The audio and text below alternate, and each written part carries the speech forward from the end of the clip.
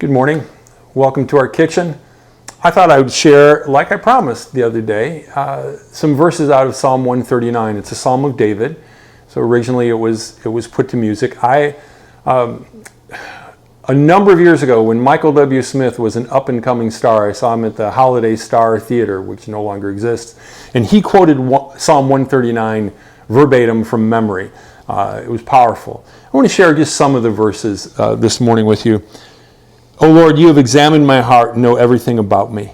You know when I sit down or stand up. You know my thoughts even when I'm far away. Now, sometimes that's like better news than other times because we know what our thoughts are too. But the good thing is that God understands our hearts. He understands our inner workings. And there's a reason for that. It says, you see me when I travel and when I rest at home. When you take a nap, God knows that. I'm not saying it's a bad thing. I think it's a good thing to take a nap the older I get. You know everything I do. You know what I'm going to say even before I say it, Lord. That reminds me of this scene from Spaceballs. Oh, never mind. I'm not going to go into that. Such knowledge is too wonderful for me, too great for me to understand. I can never escape from your spirit. I can never get away from your presence. Do you realize that God's omnipresent? And in Christ, He promised us His Spirit to dwell within us. So it doesn't matter where we go. The Spirit of God goes with us.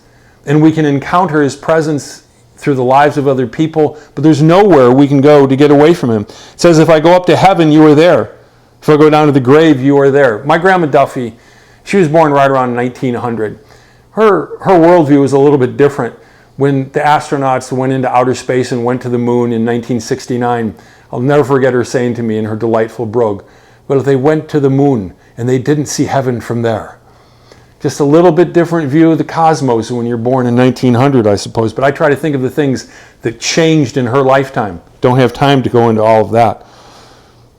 Moving ahead to verse 13, it says, you made all the delicate inner parts of my body. You knit me together in my mother's womb. Whoever you are, God knit you together in your mother's womb. It's a miracle. Human life, carbon plus the Spirit of God, what God has done. Someday we'll realize the miracle that just our bodies are and our minds. And then he goes on to say, thank you for making me so wonderfully complex. We are fearfully and wonderfully made. Your workmanship is marvelous. How well I know it. You watched me as I was being formed in utter seclusion, as I was woven together in the dark of the womb. You saw me before I was born. Every day of my life was recorded in your book. So God knows everything. It says every moment was laid out before a single day had passed. Now some people say, well, that's predestination. And I look at it this way. Foreknowledge does not mean causation. Just because God knows, He knows everything. It could take me a little while to explain how He's outside of time. He's in eternity. We're in time. Another time, I'll explain that a little bit better perhaps. But just because He knows doesn't mean that He forces you to do anything. He gave each and every one of us a free will. How precious are your thoughts about me, O God.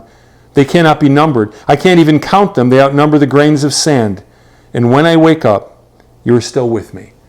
When you woke up this morning, God was with you. If you can hang on to that throughout this day, that'd be good.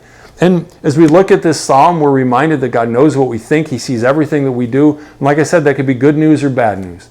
But I never tire of saying something really simple. I just asked Russ, did I say this a couple weeks ago?